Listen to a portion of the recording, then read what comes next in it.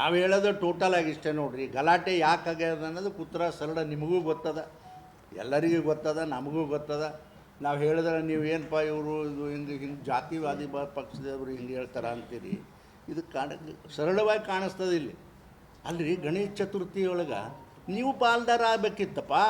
ಹೋಗಿ ಗಲಾಟೆ ಮಾಡಿದ್ರಲ್ಲ, ಯಾರು ಮಾಡಿದ್ರಿ?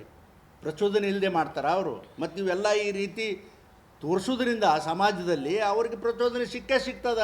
ಬರೀ ನಾಳೆ ಅಲ್ಲೇ ಹಾಕನೆ, ಅಲ್ಲಿ ಮಂಡ್ಯದಲ್ಲಿ, ನಾಳೆ ಎಲ್ಲಿ ಬೇಕಾದಲ್ಲಿಯೂ ಆಗ್ಬೋದು. ಅದು ಕರ್ನಾಟಕ ರಾಜ್ಯದಲ್ಲಿ ಆಗ್ಬೋದು, ದೇಶದಲ್ಲಿ ಆಗ್ಬೋದು, ಮಹಾರಾಷ್ಟ್ರದಾಗೂ ಆಗ್ಬೋದು. ಇದಕ್ಕೆ ಕಾರಣ ಏನಂದ್ರೆ ಈ ಹಿನ್ನೆಲೆ ನಾ ಹೇಳಿನೆಲ್ಲ ಅದೇ ಒಂದು ಕಾರಣ ಅಂತಕ್ಕಂಥ ಮಾತು ಭಾಳ ನಾನು ಸ್ಪಷ್ಟವಾಗಿ ಹೇಳ್ತೀನಪ್ಪ.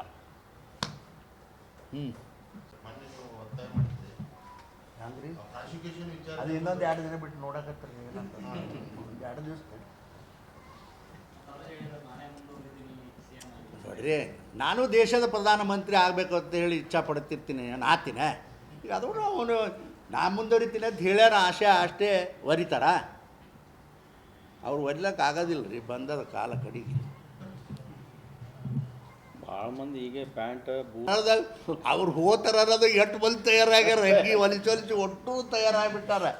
ಎಷ್ಟು ಮಂದಿ ರೀ ನೋಡ್ರಿ, ಇದ್ರಾಗ ಎಷ್ಟು ಒಗ್ಗಟ್ಟದ ಈ ಪಕ್ಷದಾಗ.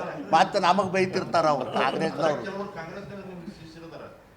ಏನು ಪಾಪ ಮಾಡ್ಯಾರ ಇವರು, ಅಯೋಗ್ಯರ ದಲಿತರು ಅಂತಕ್ಕಂಥ ಪ್ರಶ್ನೆ ನಾ ಹೇಳಕ್ಕೆ. ನನ್ನ ಪಕ್ಷ ಅಂತ ಹೇಳಂಗಿಲ್ಲ, ಯಾವುದೇ ಪಕ್ಷ ಆಗಿರು.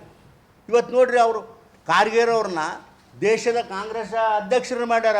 ಅಲ್ಲಯ್ಯ, ತಂದವನು ಇಲ್ಲಾಕೆ ಮುಖ್ಯಮಂತ್ರಿ ಮಾಡಬಾರ್ದು ನೀವು? ನಾನೇ ಆಗ್ಬೇಕಂತ ಹೇಳ್ತೀನಿ. ಆದರೆ ಒಬ್ಬ ದಲಿತ ಯಾವುದೇ ಪಕ್ಷದಲ್ಲಿ ಆಗಲಿ, ಒಬ್ಬ ದಲಿತ ಈ ರಾಜ್ಯಕ್ಕೆ ಒಬ್ಬ ಮುಖ್ಯಮಂತ್ರಿ ಆಗಬೇಕು ಅಂತಕ್ಕಂಥದ್ದು ನಾನು ಸಮರ್ಥಿಸ್ಕೊಳ್ತೀನಿ. ಯಾಕಂದರೆ ನೆರೆಹೊರೆ ರಾಜ್ಯಗಳಲ್ಲಿ, ಎಲ್ಲ ರಾಜ್ಯದಲ್ಲಿಯೂ ಕೂಡ ಒಬ್ಬ ದಲಿತ ಮುಖ್ಯಮಂತ್ರಿಗಳು ಆಗಿ ಹೋಗಿದ್ದಾರೆ.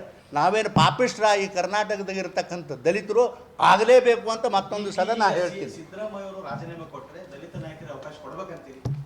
ಯಾಕ್ರಿ, ನಾವು ಅವ್ರ ಪಕ್ಷದ ರೀ, ಅವ್ರು ಏನಾಗನಲ್ರಕ್ಕ. ನಾ ದಲಿತರ ಬಗ್ಗೆ ಹೇಳೋದು ಅಟ್ಟೆ, ಅವ್ರು ಯಾರನ್ನಾರು ಮಾಡಲಿ.